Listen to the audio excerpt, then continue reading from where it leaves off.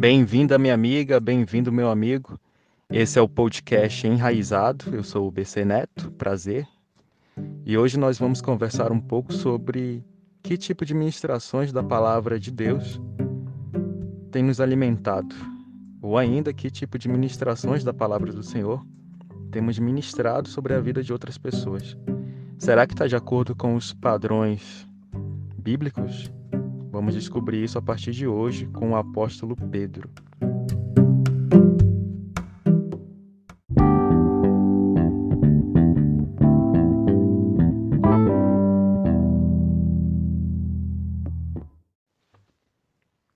Como é uma passagem um pouco extensa para a quantidade de tempo que a gente tem aqui no canal, eu vou lendo alguns versículos salteadamente, você vai me acompanhando.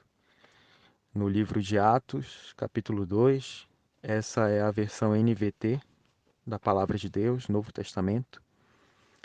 Versículo 14.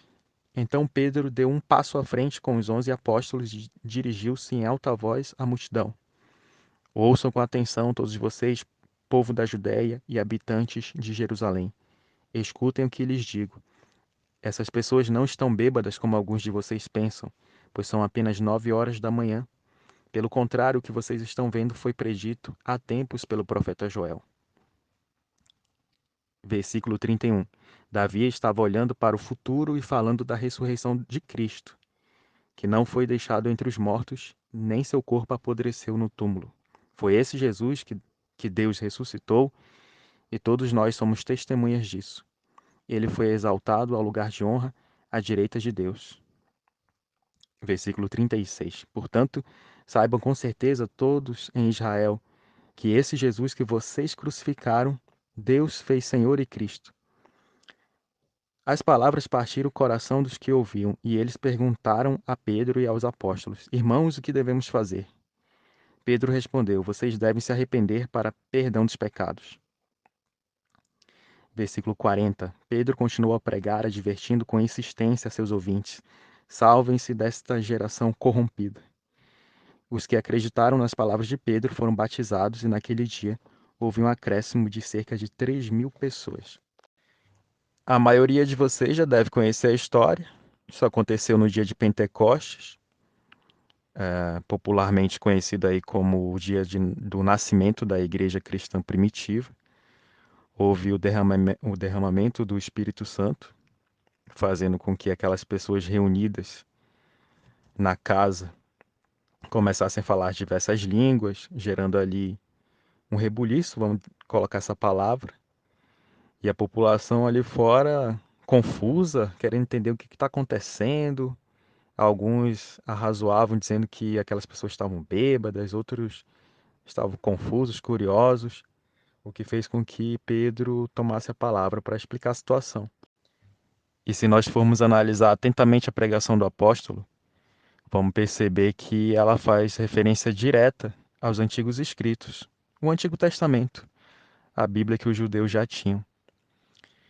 E essas profecias já falavam da vinda do Messias, do martírio dele em favor da humanidade e do derramamento do Espírito Santo. Ou seja, o tempo da graça que haveria de vir. Isso sinaliza para o fato importante de que, ao apregoarmos a palavra ou a recebermos por meio de nosso canal auditivo, ela seja calcada nos antigos escritos. Nada deve ser retirado ou acrescentado da compilação de 66 livros que a gente já tem hoje, divididos em Antigo e Novo Testamento. Afinal, estamos vivendo um tempo de desdobramento daquilo que foi predito lá atrás pelo Espírito Santo. Nesse caso, a primeira característica marcante de um bom sermão, boa pregação, como queira, está totalmente alicerçada nas Escrituras Sagradas e não na minha opinião de pregador ou minha opinião de ouvinte da palavra ou baseada, sabe-se lá, em que literatura, que livro, que filme, que experiência de vida que muitas vezes é até alheia ou estranha ao Evangelho.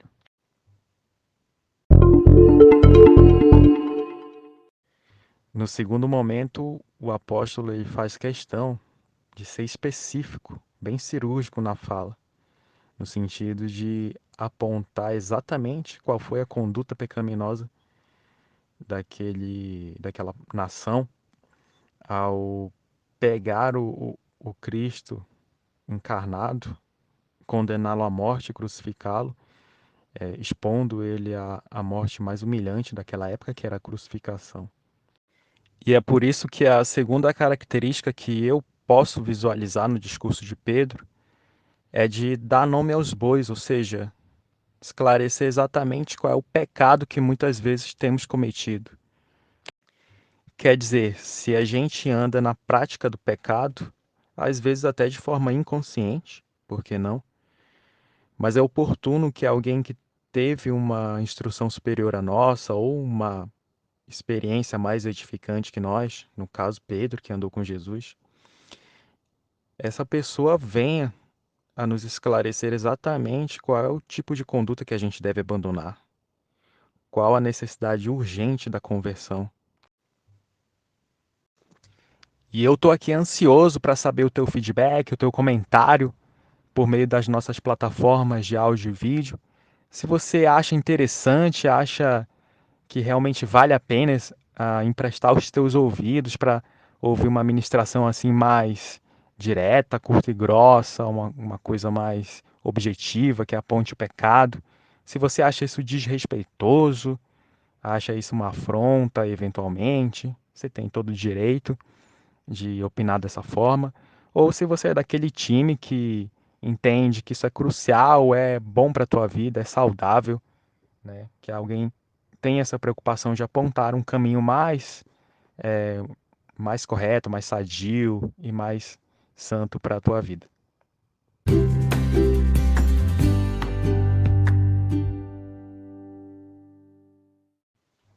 E para fechar, quando Pedro caminhava para o final da sua intervenção e as palavras dele já tinham entrado no íntimo daquelas pessoas, a ponto de gerar um certo sentimento de agonia. Meu Deus, depois de tamanho pecado, será que tem saída para mim? Será que tem solução e salvação? O que devemos fazer? E aí a gente chega na última característica que eu queria comentar com vocês hoje, que é de apontar exatamente qual é a direção a se tomar a partir de então. Porque Jesus veio para nos transformar em nova criatura e as coisas velhas se passaram e tudo se faz novo.